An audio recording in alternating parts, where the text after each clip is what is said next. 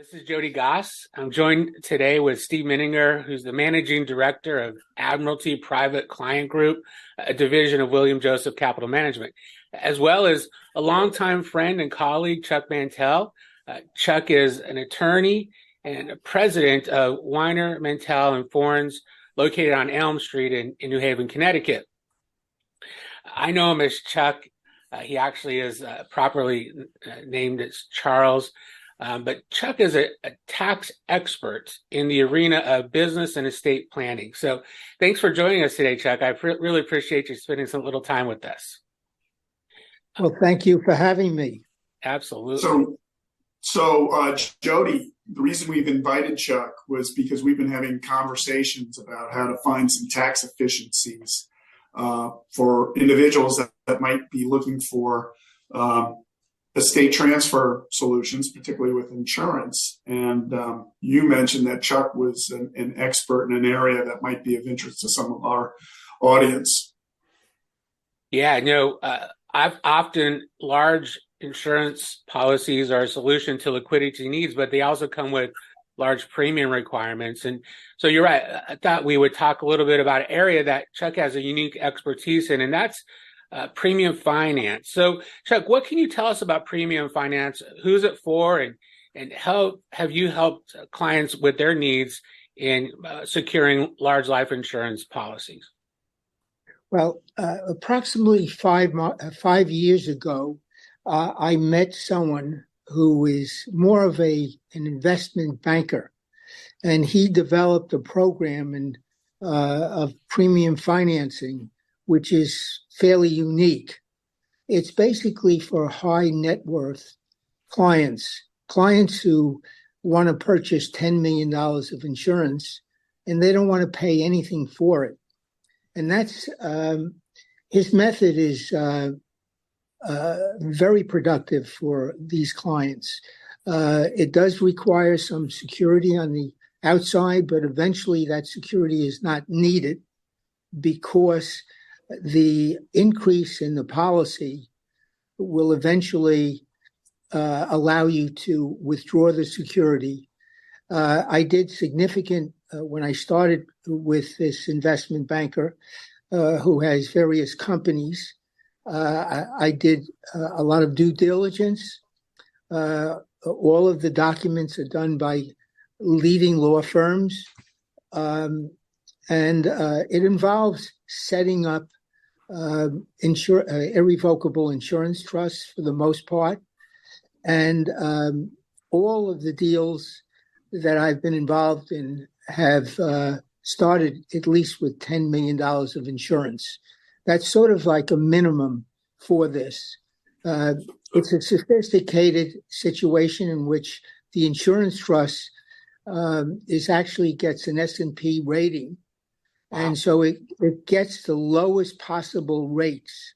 I don't want to go in how it does that because it's fairly complicated.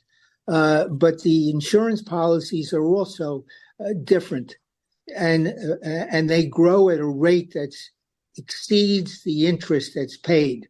So there's tremendous leverage on these situations, and that's why the security usually drops off after 10 years.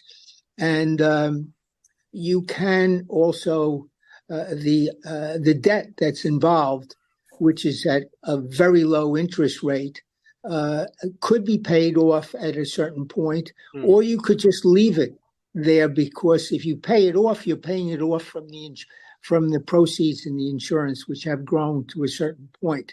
If you don't pay it off, you continue to have that leverage. And I've done deals for 35 million, 40 million. The premium is substantial on these deals, but the client doesn't pay anything. And the benefit of this from a tax point of view is substantial, because there's no transfer to the trust. Therefore, there's no use of exemption. And when there's no transfer to the trust, there's no problem with generation skipping.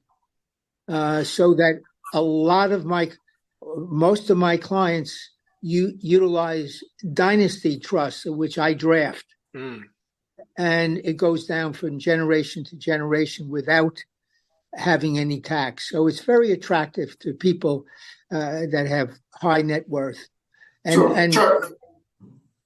Yeah, I was going to say, I would think another tax efficiency is the ability to manage the raising of the liquidity over time, as opposed to perhaps having to sell assets to fund a premium right up front, and being able to structure a capital gains regime that might be more favorable. Exactly.